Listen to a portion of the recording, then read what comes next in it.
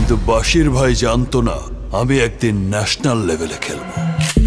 তুফান তাণ্ডবের পর এবার কি তবে রাজ চক্রবর্তীর সিনেমায় দেখা যাবে বাংলাদেশের সুপারস্টার শাকিব খানকে? এমন প্রশ্নই ঘুরপাক খাচ্ছে সামাজিক যোগাযোগ মাধ্যমে।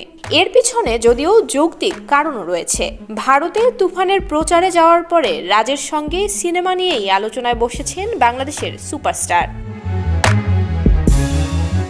বাংলাদেশে তুফান ভক্ত অনুরাগীদের মাঝে ব্যাপক সাড়া ফেললেও ওপার বাংলায় তেমন আশানুরূপ সাড়া ফেলতে পারেনি।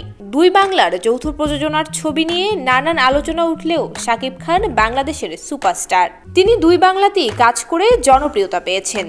বিশেষ করে প্রিয়তমা ছবির মাধ্যমে ওপার বাংলায় অনুরাগীদের মনে জায়গা করে নিয়েছেন তিনি। তবে এবার সামাজিক যোগাযোগ মাধ্যমে গুঞ্জন উঠেছে শাকিব খান নাকি পরিচালক রাজ চক্রবর্তীর সঙ্গে কাজ করতে চলেছেন। জানা যায় ওপার বাংলায় ছবির প্রচারে যাওয়ার পর রাজের সঙ্গে এ নিয়ে আলোচনাও হয়েছে শাকিবের।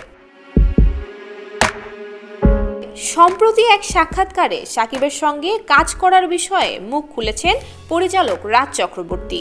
সাক্ষাৎকারে শাকিবের সঙ্গে কাজের বিষয়ে প্রশ্ন করা হলে তিনি বলেন, তাদের মধ্যে এ বিষয়ে কোনো ধরনের কথা হয়নি। তিনি এ ঘটনার প্রসঙ্গে ইতিবাচক কোনো মন্তব্য করেননি। রাজ চক্রবর্তীর শেষ কাজ আবারও অনুরাগীদের মাঝে বেশ প্রশংসিত হয়েছে। আগামী ছবি বাবলি নিয়েও বেশ আশাবাদী এই পরিচালক। শুধু তাই নয়, গান এবং টিজার বেশ মন জয় করে নিচ্ছে দর্শকদের। অনেকদিন পর শুভশ্রী গাঙ্গুলি আবারও রাজের পরিচালনায় কাজ করছেন। এদিকে শাকিব খানের হাতে বেশ কিছু নতুন ছবির কাজ রয়েছে। তুফানের সাফল্যেও বেশ উচ্ছ্বাসিত বাংলাদেশের সুপারস্টার শাকিব খান।